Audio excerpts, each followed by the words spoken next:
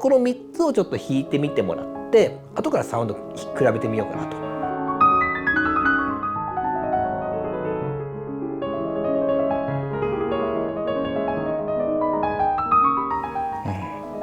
違いますね。結構違う。こんな違うかな。結構違うと思いましたね。今回はですね、最近になって対応製品もちらほら出てきました MIDI2.0。 これがですね DTM サウンドにおいてどのぐらい影響が出るのかというのをちょっと検証していく企画をお届けしたいと思います。今回この企画にご協力いただくのはピアニストとしても活躍されている三浦光さんです。よろしくお願いします。お願いします。三浦光と申します。普段はピアノ曲とか自分のオリジナル曲をね、作って演奏して活動している、三浦と申します。よろしくお願いします。実はこのコウさんは10年前にですね動画企画耳コピ講座という僕が解説したものがあるんですけども、その楽曲を提供してくださった方でもあるので、そこからの付き合いなので結構長いですよね。そうですね。なんか一緒に根津神社行ったりとかありましたけど、で今回こういった MIDI2.0 のサウンドが例えばピアニストからしても結構違うねとかいいなってなれば、機材選びも変わってくる方いると思うんですよね。なのでそういう指針にもなればいいかなという感じで早速内容の方に入っていきたいと思います。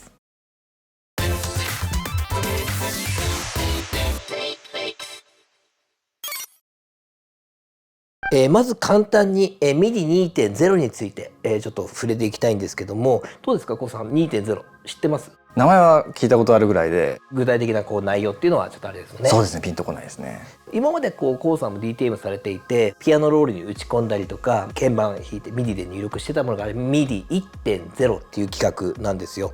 これが最近というか、数年前に 2.0 っていうのが発表されて便利だったりとか高機能になりましたとたくさんあるんですけども、やっぱベロシティですね。今まで MIDI1.0 って0から127段階打ち込みされてる方だと、この辺り調整してるからすぐ分かると思うんですけどね、これがですね16ビットの65535まですごいですよね。調整できるようになりました。強弱がより細かくつくわけなんで、生ピアノに近くなるのかなという予想はしています。でその他ですねピッチベンドとかキーボードがある、この辺りはもっと細かくて32ビットでもう途方もない数の段階を踏むことができますと。ただ今回実験はベロシティに絞って行いたいと思います。ただこれちょっとハードル高くて、DAW 今日ロジック使いますけども、MIDI2.0 に対応した DAW じゃないといけませんと。今現段階メジャーなところで言うとキューベース、ロジック、この2つが対応していますと。でさらに残念なことに Windows 対応してません。これ OS が対応してないです、単純に。ちょっと待ちの状態ではあります。そして音源、今日はピアノ音源使います。これ Ivory っていう割と新しめのめちゃくちゃ音いいソフトなんですけども、こういった音源しかまだ対応してないです。例えばコルグさんから 2.0 に対応したものとか出てたりするんですけど、この DAW の中で使えるとかっていうと限られてきてこの状態になってくるっていう感じですかね。なので DTM される皆さんは今一番関係あるのがこの辺りのソフトになってくるかなという感じ。そして最後の条件、キーボード。MIDI2.0 に対応していないと当然弾いた信号っていうのが MIDI1.0 で送られるので意味ない。MIDI2.0 って歌っているものがいくつか出てるんですけども、ただ全部が全部ベロシティが6万段階で打てるってわけじゃないんですよ。僕が知る限りだと実はこのローランドさんの A88 M2、これがベロシティに対応しているもの、4つぐらいハードルがあって、これを超えていかなきゃいけない。なかなかハードルが高いですよね。全部揃えなきゃいけないっていうのはね結構揃っちゃえば設定は簡単なんですけど、どのぐらい良くなるのかも分かんないで機材を揃えていくのはちょっとギャンブル性が高いからと思うんですよね。で今ここにその条件を満たしたセットがありますと。ちょっと今ロジックで録音して、ピアノ弾いてみる。いい音ですね。こうやって弾くと 45.2 みたいな小数点第1まで記録できるんで10倍になるのかな、1270とかそんな感じ記録できるようになります。6万段階には程遠いんですけど、このぐらいはとりあえず今実験としては十分かなと思いました。ちょっと弾いてみてもらっていいですか？どうですかね。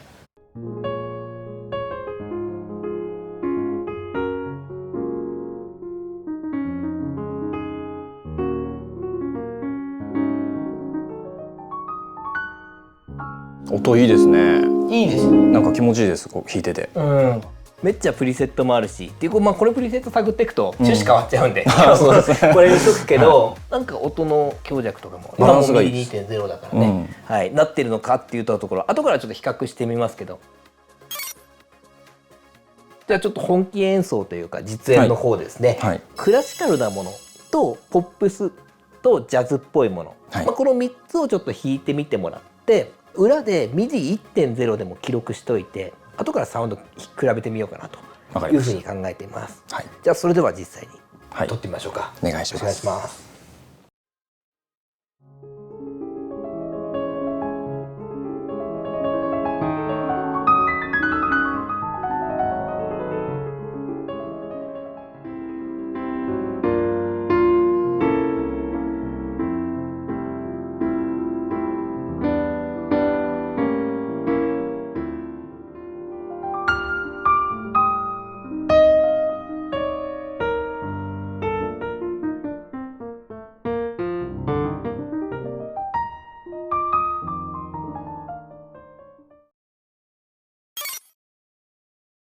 こんな感じでポップスとかジャズとかクラシック3パターンですね、はい、撮ってもらって、裏で MIDI1.0 全く同じ内容ですね、録音しておきました。はい、上が MIDI2.0 小数点以下も記録していて、こちらは MIDI1.0 なので小数点以下は切り捨てられている状態になりますね。はい、ちょっとドキドキしますね。そうですね。ちょっとどれぐらい変わるんですかね。ちょっとこれによって企画の方向性変わるので、はい。確かに。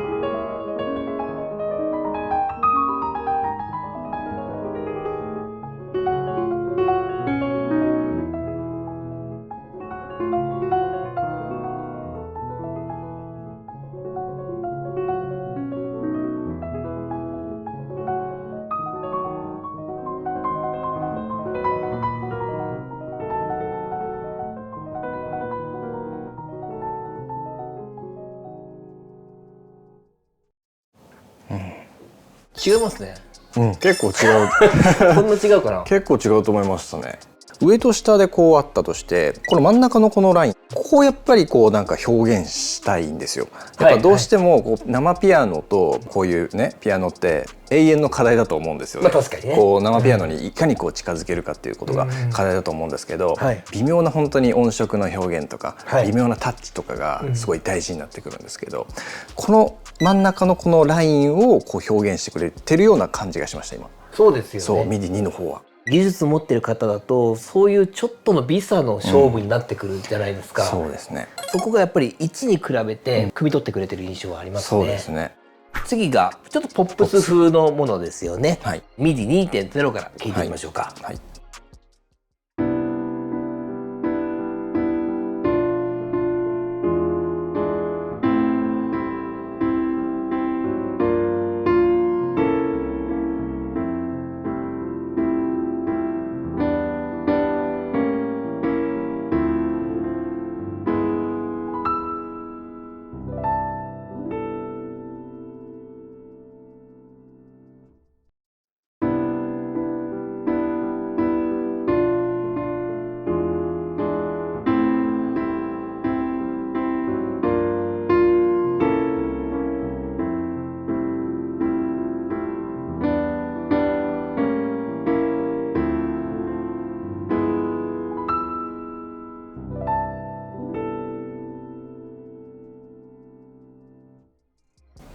ぱ違いますね。やっぱり違いますね。違いますね。やっぱりのっぺりしてますね。上の方がやっぱりちゃんとニュアンス出てるね。そうですね。全く同じ音源ですからね、これブリセットも含めて。そうですね。同じ演奏ですもんね。そうですね。同じ演奏の同じ音源、ベロシティが違うだけ。思った以上に違いすぎて少し不安になるぐらい、ただポップスってこれにコンプかけたりとか、そうですね、わざとこう平らにしていく方向でもあるので一長一短かもしれないけど、このピアノの演奏ニュアンスっていう素材っていった意味だといいかもね。曲によってはこうピアノ一本でとか、あと何かとかちょっととかあるじゃないですか、編成によっては。なるほど。ボーカリストさんとピアノみたいなね。そうとか、そういう時はやっぱりピアノの特性をこうやってやっぱ生かした方がいいと思うので、そういうのに合うのかなと思いましたね。そして最後にジャズっぽいっていうリクエストですね。そのフレーズ一回聞いてみましょう。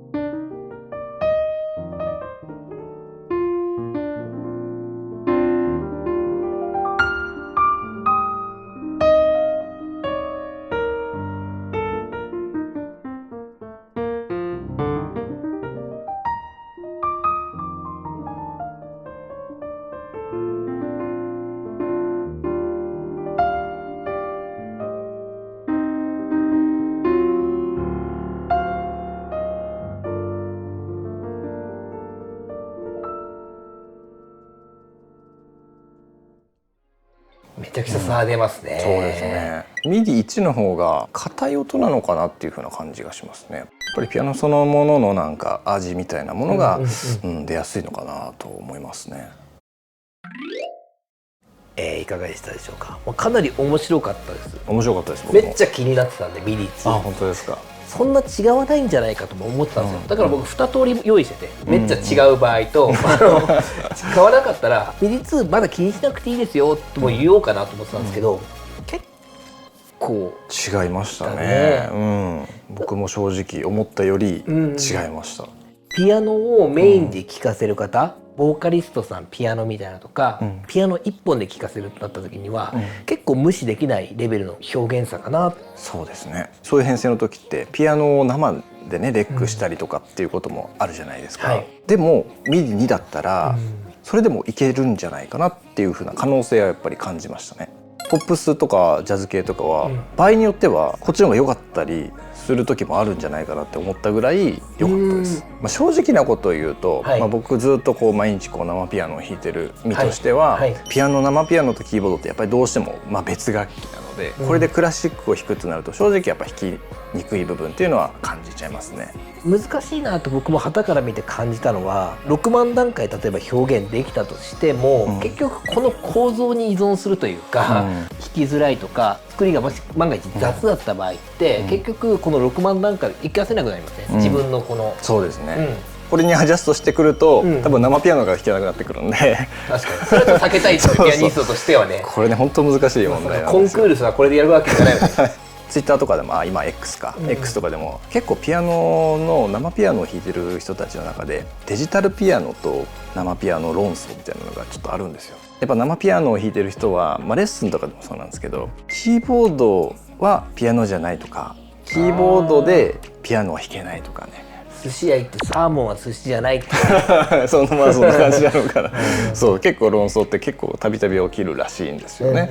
そういう問題が出てくるのかなっていうふうな感じはしますよね。メーカーさんもさらにこの精度を上げていくっていう、もちろん最高の精度で毎回出してきてると思うんですけどね、ただでもこのぐらいの表現できてれば結構合格では、そうですね、いいと思います。いいですよね、機材選びのサウンドとともに参考にしていただければ嬉しいですね、あとアイボリーの音源もいいのでチェックいただけたらと思います、じゃあコウさんご自身の活動の何かもしあれば。ありがとうございます、最初に冒頭にねお話しした通りで、今は主に本当ピアノ曲を作ってピアノコンサートとかでこう演奏してるんですけど、足を運びいただいたりとか、僕の曲をこう聴いてくださったら本当に嬉しいです。 YouTube チャンネルのリンクとかウェブサイトも貼っとくんで、はい、ありがとうございます。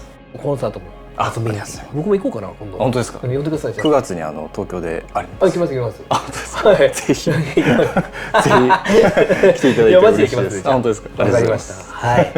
コウさん今日はありがとうございました。ありがとうございました。本当になんか自分では用意できないし、本当に貴重な経験をねさせていただいて、お時間作っていただいて本当にありがとうございました。いや僕もちょっと気になっていたところがはっきりしたんで、ゆっくり寝れそうなんで。本当ですか？よかったです。また遊びに来てください。ありがとうございます。楽しかったです。といった形で、本日はこれで終わります。最後までご視聴くださりありがとうございました。ありがとうございます。